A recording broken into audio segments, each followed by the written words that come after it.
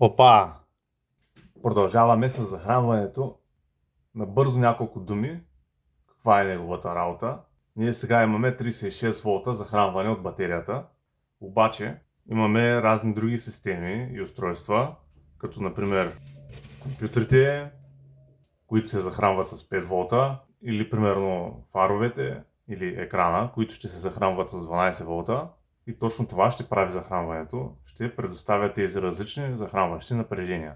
А как ще го прави това? С ето такива платки, които се наричат намаляващи правотокови преобразователи или DC Buck Converters, или още на английски може да ги намерите като Switch Mode Power Supply. Доста интересно как работят, няма да изпадаме сега в детайли. За съжаление обаче не са много мощни. На това максималният ток е даден 3 ампера, а на това 10. Обаче това е по-скоро на високосна година, на пълнолуние. Има един пич RoboJax, който прави много добри тестове на такива модули точно. И от него знам, че максимума на това е 1 ампер, 1,5 може би, а на това около 5. Така че аз ще се водя от тези стоености и при нужда ще добавя още такива модули в захранването. Мисля да бъде на такова парче пластмаса. Тук за всеки случай ще сложа безполезния бушон от предния път. Някак и така смятам, че ще бъде разположението. От тук ще идва 36 волта, насам ще излиза 36, тук ще бъде 12 и тук 5.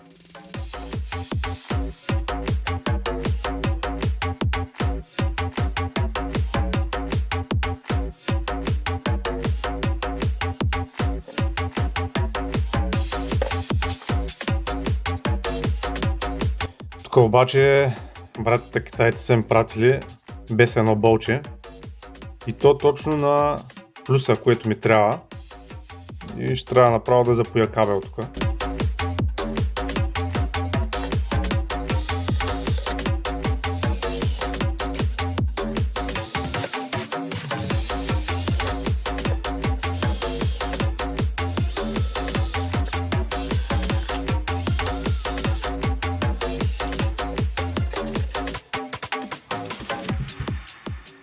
Сега тук ще добавя един сензор, който ще бъде нужен малко по-нататък. ACS 712, с помощта на който ще можем да мерим тока, който излиза от батерията.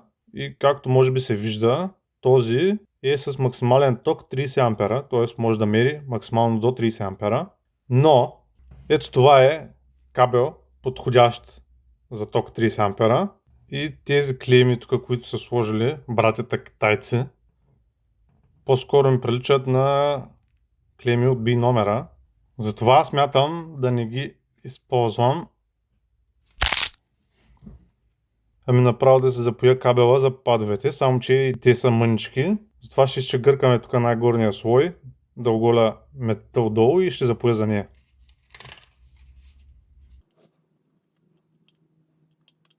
Така, мисля, че това е достатъчно. И от другата страна ще направя същото.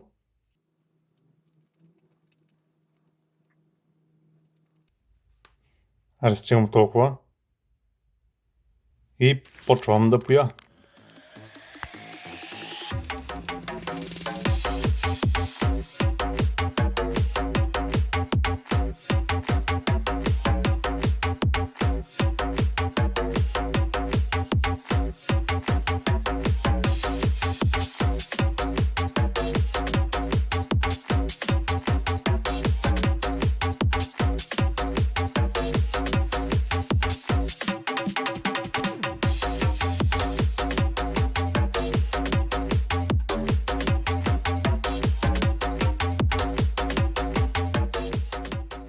До тук новото творение е готово.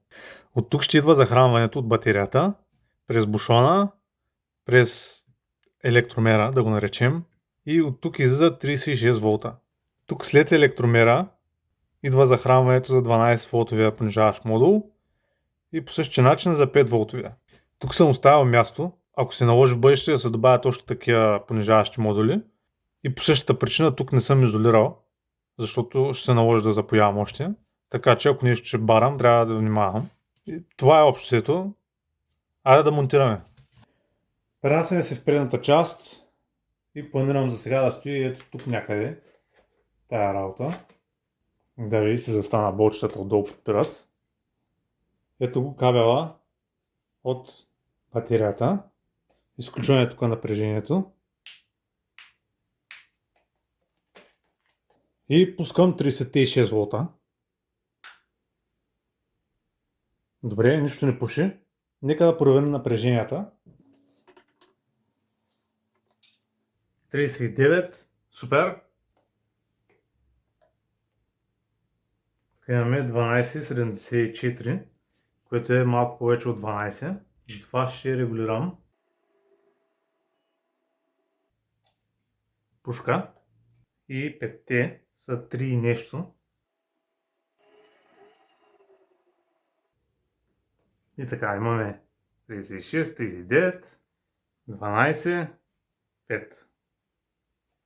Толкова за захранването до тук. Ще очаквам в следващия епизод, където ще прехвърлим компютрите от бредборд на реална платка и ще направим нещо като дъно, да речем. Аре!